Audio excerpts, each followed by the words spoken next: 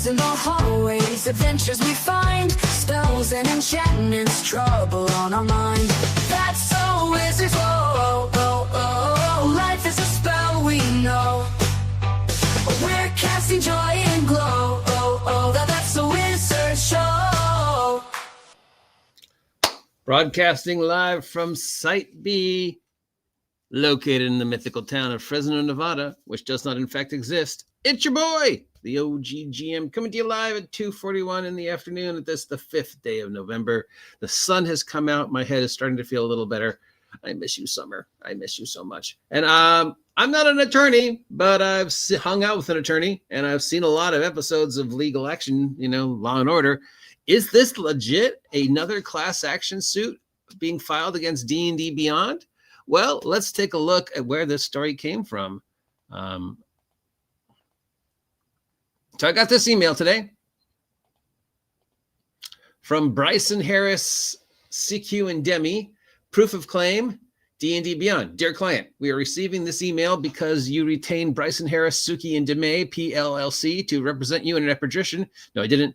Seeking compensation from D&D Beyond for its violation of privacy laws when it shared your browsing data with third parties. We have scheduled a conference with D&D Beyond on November 18th where we will discuss your claim and others. To proceed with your arbitration, blah, blah, blah, potential resolution, screenshot showing your account, proof of purchase you made on D&D Beyond. Don't load this later than the 10th. Okay, and then just attach file. So already I'm a little sus that this is real. First, I can't find any other mention of this class action suit anywhere online or in legal stuff or on the D&D site. I looked up the company that's supposedly behind this, and there's very little information on them other than they do a lot of class action suits that are, did this happen?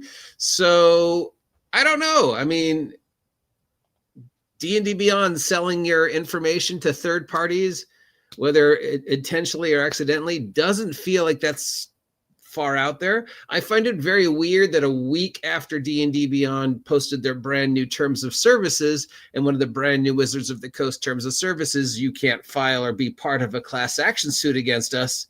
This comes in my mailbox and I'm like, wait, that kind of gives some level of this might be real to this, but then again, I don't know. Because I can't find anything else on it. There's no open court cases that I could find. Obviously, I don't really know how to look for these things. But I mean, usually if I can find something, I can find it. Made no sense. So other than this, I have no information on this whatsoever. So is this a legit? I don't know.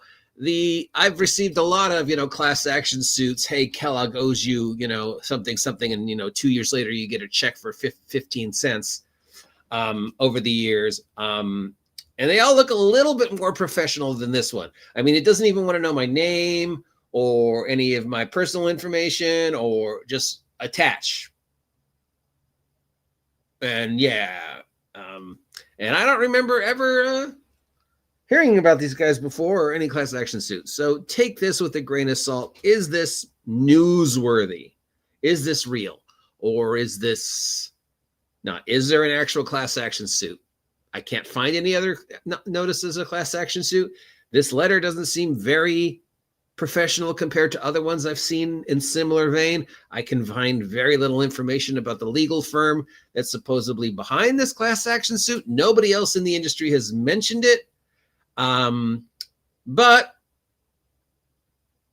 last week, when they changed the terms of service, there was the brand new very first thing: you cannot be part of a class action suit against us ever. And then a week later, hey, there's a class action suit. So coincidence? I think not. Is this newsworthy? Probably not. But, an excuse to hear the song. Does this feel like something Wizards would do? I mean... You'd think after the OGL and everything else that their legal department would be on it. That they specifically have people working for them whose job it is to make sure things like this. Oh, wait, they fired that guy. So I don't know if they have a legal team anymore, or if they have a production manager, if they have somebody there anymore whose job it is just to make sure things like this don't happen. It's not that far-fetched to think that maybe a bot got attached to D&D Beyond and they didn't know about it, because that happens all the time. That's why I warn you people all the time before you open anything or upload anything. Check it for viruses, check it for malware, check it for phishing, because it's so easy for some unscrupulous script kiddie with a laptop to hack, make a bot or whatever, and next thing you know, but just it doesn't feel real. It just, my Wizards of the Coast sense isn't tingling. So I would take this one for a grain of salt. If you're out there going, oh yeah, I'm gonna sue Wizards because they violated my privacy and get $10 million, yeah, take it with a grain of salt. I don't know. Just thought it weird that it showed up in my email a week after we talked about how they were, changing the D&D Beyond so you couldn't ever file a class action suit against them. Yeah. Not to say that they wouldn't, but I don't, is this a That's So Wizard moment, or I don't know. What do you think? Please like, please share, please subscribe. Please support the OGGM by checking out the links down below in the description. Support me through the Ko-Fi. Support me through purchasing product via my D&D drive-through affiliate link. And have a great week. Enjoy the sun while it's out, because it's supposed to be a very long, wet winter for those of you who actually have weather. And if you live like where I live, you're just going to get gray. Oh, look, it's gray. Oh, look, it's gray. Oh, look, the sun's out. Oh, look, it's gray. Mischief in the classroom, potions gone astray. Flying through the quad, now brighter every day.